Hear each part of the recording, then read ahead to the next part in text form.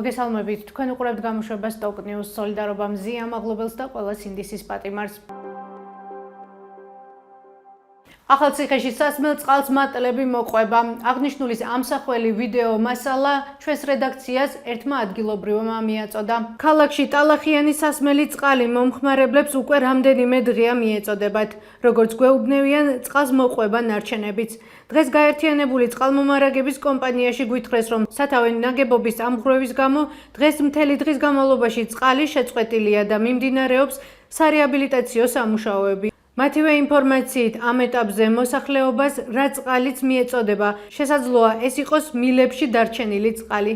კომპანიაში გვეუბნევიან, რომ წყალმომარაგება ღამის 12 საათამდე აღდგება. ჩვენი რედაქცია ინფორმაციის მიღებას ელოდება ახალციხის მერიიდან, სურსათის უვნებლობის სააგენტოდან და სემეკიდან. დღეს საქართველოს სომხეთის საზღვართან 4 მაგნიტუდის სიმძლავრის მიწისძვრა მოხდა. ინფორმაციას სეისმიური მონიტორინგის ეროვნული ცენტრი ავრცელეს. ამავე წყაროს ინფორმაციით მიწისქვეშა ბიძგები საქართველოს საზღვრიდან 2 კილომეტრში დაფიქსირდა. უწყვეტი საპროტესტო აქციის 75 დღე ახალციხეში. მოქალაქეები ტრადიციულ დროს ტრადიციულ ადგილზე დღესაც შეიკრიბნენ. მზია მაღლობელისა და სინდისის ყველა პატიმრის განთავისუფლებას და ახალი არჩევნების ჩატარებას ითხოვდნენ.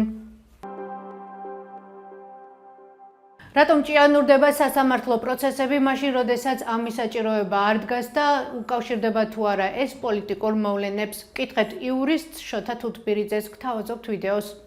ჯერჯერობის საქმე იყო ერთ-ერთი პირველი საქმე, რომელიც ამ პოლიტიკური მოტივაციით, ამ შინაარსის პოლიტიკური მოტივაციით დაიწყო. ეს იყო ორი ახალგაზრდა, რომლებიც დააკავეს, ასე ვთქვათ, აქციაზეში მონაწილეობის მიღების გამო და ედავებოდნენ 400 ლარიანი ზიანის მიყენებას და ამის გამო მათ საკმაოდ, ვთქვათ,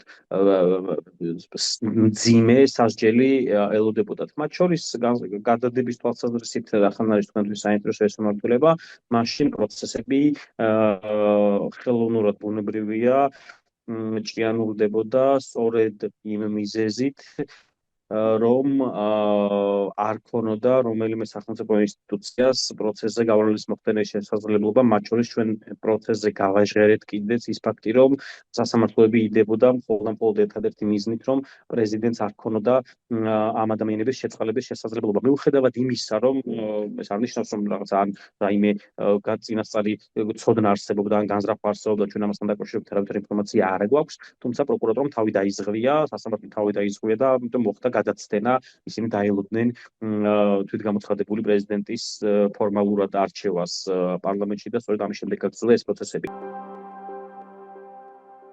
ეს იყო ჩვენს ხელთ არსებული დღევანდელი ბოლო ინფორმაცია. მეტი და დეტალური ინფორმაციისთვის ეწვიეთ ჩვენს ვებგვერდს stock.tv/g და Facebook გვერდს Stock TV. მადლობთ, რომ გვიყურებთ.